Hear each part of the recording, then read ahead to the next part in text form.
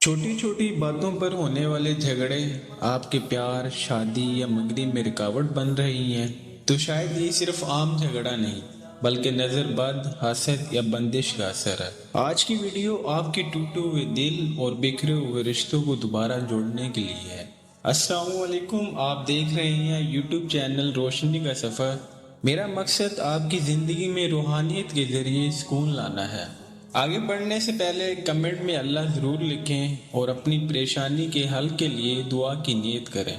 क्या पता किसकी आमीन से आपका काम बन जाए।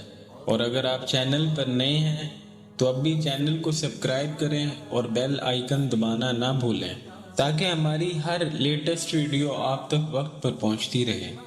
ये वजीफ़ा आपने असर की नमाज अदा करने के बाद करना है।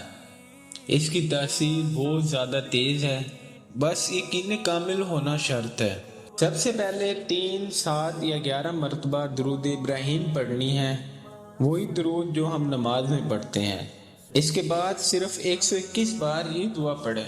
अल्लाहुम्मा जालिल मवद्दता वल महब्बता बैना फुलां फुलां कमा बैना आदम व हव्वा बिहक्की इस्मिल आज़म बिस्मिल्लाहिर्रहमानिर्रहीम। इस दुआ में जहाँ पहला फला इस्तेमाल हुआ है वहाँ पर आपने अपना नाम लेना है और दूसरे फला की जगह पर उस शख्स का नाम लें जिसके लिए आप ये वजीफ़ा कर रहे हैं। दुआ मुकम्मल करने के बाद उस शख्स की तस्वीर पर दम कर दें। अगर तस्वीर नहीं है तो उसका तसव्वुर करके फ़ज़ा में दम कर दें। इंशाअल्लाह आप अपनी आंखों से मोहब्बत की इंतहा देखेंगे।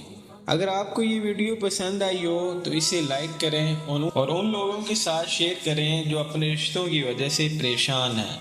आपका एक शेयर किसी का घर बसा सकता है। अल्लाह पाक हम सब के लिए जायज़ रिश्तों में बरकत, मोहब्बत और सुकून अता फरमाए। मिलते हैं अगली वीडियो में, तब तक के लिए अल्लाह हाफिज़।